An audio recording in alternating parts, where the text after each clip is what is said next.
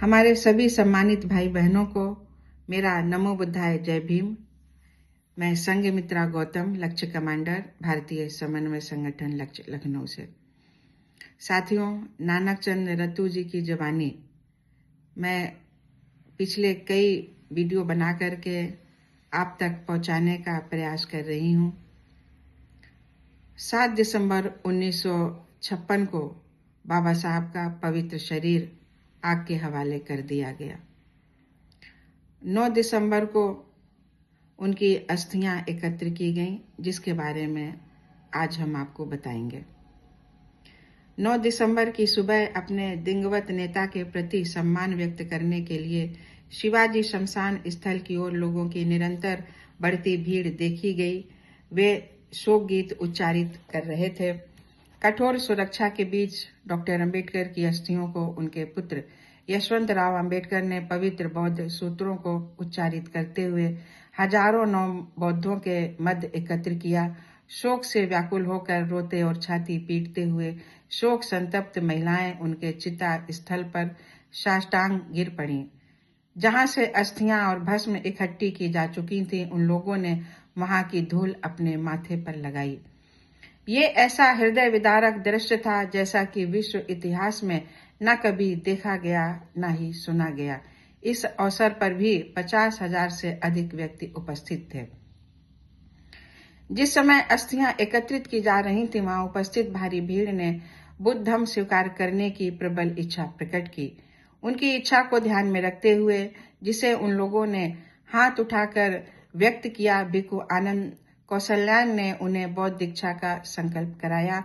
उन्होंने बौद्ध मार्ग के बारे में विस्तार से बताया और ये भी बताया कि उनकी दशा सुधारने के लिए डॉक्टर अंबेडकर ने कितनी अद्भुत सेवा की है। उन्हें उनके अधिकार दिलाने के लिए, सम्मानपूर्ण स्थान दिलाने के लिए, बुद्ध धर्म के लिए और एक सच्चे देशभक्त की तरह पूरे राष्ट्र के लिए की गई उनकी महान देश सेवा कितनी अद्भुत थी। जिस समय कार्यक्रम चल रहा था, अधिकाधिक लोग उसमें शामिल होने जा रहे थे। ये बुद्धं शरणं गच्छामि, धम्मं शरणं गच्छामि, संघं शरणं गच्छामि का उच्चारण कर रहे थे। धीरे धीरे शुरू होकर यह उच्चारण स्त्रियों, बच्चों व पुरुषों की भारी भीड़ द्वारा जोरदार स्वरों में उच्चारित होने लगा। इस अवसर पर हुए सामूहिक धर्मांतरण में लगभग 1.5 लाख से अधिक लोगों ने बुद्ध धर्म स्वीकार किया। नागरिकों की शोक सभाएं। अनेक वक्ताओं ने परिनिवृत्त नेता, जिसने सामाजिक अन्याय को उखाड़ फेंकने के लिए बहादुरी से संघर्ष किया और उसके प्रेरणा स्रोत बने, उनको भावभीनी श्रद्धांजलि अर्पित की।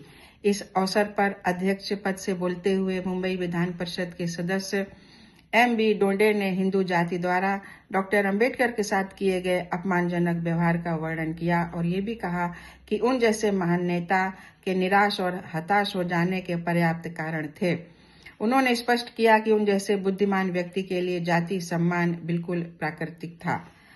उनका बचपन बुरे दुर्व्यवहार की कालिमा से ढका रहा और उसके विरुद्ध आक्रोश उनकी मृत्यु के दिन तक उन्हें घेरे रहा। उन्होंने कहा कि डॉक्टर अंबेडकर समानता व न्याय के पक्ष में खड़े हुए और सामाजिक न्याय की लड़ाई जो उनके सुयोग्य नेतृत्व में अच्छी तरह चली, उसे आगे भी जारी रखना चाहिए। डॉक्टर अंबेडकर सामाजिक जीवन में एक विवेकशील व्यक्ति थे और गलती कर रहे लोगों व दलों को वे सही राह पर लाते रहते थे। उन्होंने आगे कहा कि अन्याय के विरुद्ध एक भारी प्रतिरोध उनकी मृत्यु के साथ ही समाप्त हो गया और अब जब वे नहीं हैं, दुष्ट प्रवृत्तियां अपना सर उठाने की कोशिश कर सकती हैं।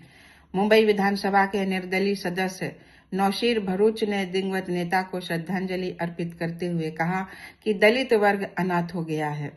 सिद्धार्थ कॉलेज के प्रधानाचार्य डॉक्टर H.R. कार्निक ने कहा कि ये अत्यधिक दुख की बात है कि सरकार को एक दिन भी राजकीय शोक घोषित करने का ख्याल नहीं आया। Doctor T.R. नरवाने ने कहा कि डॉक्टर अंबेडकर ने समाज सुधार की पूरी ताकत से कोशिश की। उन्होंने इस देश के महानतम समाज सुधारकों में गिना जाएगा। सुप्रसिद्ध मराठी लेखक P.K. अत्रे, विधान परिषद अनुसूचित जाति संघ के सदस्य B.C. कामले, कम्युनिस्ट नेता S.G. पाटकर व अन्य अनेक लोगों ने दिवंगत नेता को विनम्र श्रद्धांजलि अर्पित की। अस्थियां जुलूस के रूप में ले जाई गईं। अस्थियों को मिट्टी के कलश में रखकर काशाय रंग के कपड़े में लपेटा गया। फिर कलश को एक खुली गाड़ी पर रखा गया और एक विशाल जुलूस के रूप में दादर के हिंदू कॉलोनी स्थित डॉक्टर अंबेडकर के घर राजगृह ले जाया गया। भदंत, आनंद, कौशल्यान और 2 अन्य भिक्षु बौद्ध सूत्रों का उच्चारण करते रहे। 3 लाख से अधिक लोग अस्थि कलश यात्रा में शामिल थे, जो 5 मील लंबे श्रमिक बस्ती के सहारे निकाली गई। हजारों लोग सड़क के दोनों ओर खड़े थे और इतनी ही संख्या में लोग अपने घर के छज्जों पर व सड़क के किनारे गलियों में खड़े थे। लोगों ने अस्थि कलश पर फूल मालाओं की वर्षा की। जिस समय जुलूस धीरे धीरे सावंत मार्ग, पोयब, बाड़ी परेल, खोडक सर्किल और दादर होते हुए राजगृह की ओर बढ़ रहा था, कई जगहों पर यातायात अवरुद्ध हो गया। अस्थि कलश के साथ चलने वाले लोगों में अनुसूचित जाति संघ के मुंबई शाखा के अध्यक्ष बीके गायकवाड़ तथा बाबा साहेब के निकट सहयोगी व सिपह सलार पीके अत्रे, बीसी कामले, एमबी डोडे, बीजी खोबरागड़े, नानक चंद्रत्तू तथा अन्य अनेक लोग शामिल थे। राजगृह में हजारों लोगों ने अस्थि कलश पर अपनी हार्दिक श्रद्धांजलि अर्पित की। एक विशिष्ट यात्रा। उसी समय मुंबई में स्थापित एल्फिंस्टन कॉलेज अप्रैल 1956 में अपने 100 वर्ष पूरे कर रहा था।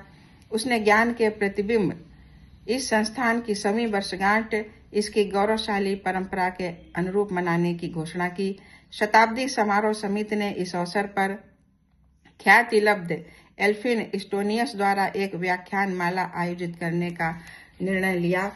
16 अगस्त 1956 को कॉलेज के प्रधानाचार्य ने डॉक्टर अंबेडकर से प्रार्थना की कि वह अपने मनपसंद विषय पर एक लेख लिखकर प्रेषित करें, जिसे शताब्दी समारोह के अवसर पर प्रकाशित होने वाली पत्रिका में शामिल किया जा सके, और इसके अतिरिक्त उनसे एक व्याख्यान देने का भी अनुरोध किया गया। डॉक्टर अंबेडकर ने निमंत्रण स्वीकार किया और 26 अगस्त को उन्हें सूचित किया कि वह लोकतंत्र क्या है और भारत में इसका भावी परिदृश्य क्या है, इस पर बोलना चाहेंगे। इसके बावजूद वे निश्चित नहीं थे कि खराब स्वास्थ्य की दृष्टि से वो सभा को संबोधित कर भी पाएंगे या नहीं। उन्होंने कहा था, मेरी नजर कमजोर हो गई है और मेरे चिकित्सक ने उस पर अधिक तनाव न डालने की सलाह दी है। संभव है कि समय आने तक मेरी निगाह बेहतर हो जाए और मैं समारोह में सम्मिलित हो सकूं। 28 अगस्त को समारोह समिति ने डॉक्टर अंबेडकर से प्रार्थना की कि चंदा इकट्ठा करने के लिए प्रमुख एल्फिन स्टोनियस की हस्ताक्षर युक्त अपील में अपने हस्ताक्षर को भी शामिल करने के लिए उन्हें अधिकृत करें। 7 दिसंबर 1956 को उन्होंने उत्तर दिया, मुझे आश्चर्य होगा यदि इसकी कोई कीमत हो। उनकी बारंबार प्रार्थना पर 27 अक्टूबर 1956 को उन्होंने कॉलेज के प्रधानाचार्य को उत्तर दिया। उन्होंने कहा, आमंत्रण के लिए मैं बहुत आभारी हूं। मैं इतनी दूर हूं कि मुझे इस अवसर पर एक विशिष्ट यात्रा के रूप में तैयारी करनी होगी, जो एक मुश्किल काम है, इसलिए मैं क्षमा चाहूंगा। पर उसके बाद भी यदि आप आमंत्रण स्वीकार करने के लिए जोर डालेंगे तो मैं वैसा करने के लिए पूरा प्रयास करूंगा। आश्चर्यजनक रूप से जिस दिन एल्फिंस्टन कॉलेज का शताब्दी समारोह शुरू होना था, उसी दिन बाबा साहेब डॉक्टर अंबेडकर का पार्थिव शरीर लेकर किराए के वायुयान ने मुंबई के लिए उड़ान भरी और वहां उसी वक्त पहुंचा जब उनके अपने विद्यालय में शताब्दी समारोह शुरू हो रहा था। ये भी एक विचित्र संयोग था कि उनका पार्थिव शरीर 7 दिसंबर 1956 को महाभूतों में विलीन हुआ, जिस दिन सांची में 25वीं बुद्ध जयंती का 8 दिवसीय समारोह का समापन हो रहा था। प्रकृति के ढंग ही निराले होते हैं। समारोह में सम्मिलित होने का उनका स्वीकृत पत्र एल्फिंस्टन कॉलेज के शताब्दी समारोह के अवसर पर उसके सभागार में प्रदर्शित दुर्लभ प्रकाशनों, पांडुलिपियों, हस्ताक्षरों, पत्रों, चित्रों व अन्य ऐतिहासिक महत्व की वस्तुओं के मध्य ध्यानाकर्षण का केंद्र बन गया। प्रदर्शनी का उद्घाटन करते हुए दीवान बहादुर के.एम. जावेरी ने उनके दुखद परिनिर्वाण का वर्णन किया और कहा कि दलित नेता डॉक्टर भीमराव अंबेडकर उनके मित्रों में से एक थे। तो ये थी 9 दिसंबर 1956 की बात, और आगे मैं फिर एक वीडियो लेकर के आपके सामने उपस्थित होंगी। आप लोग इंतजार करिए भाइयों और बहनों। तब तक विदा चाहूंगी। जय भीम, नमो बुद्धाय, जय संविधान।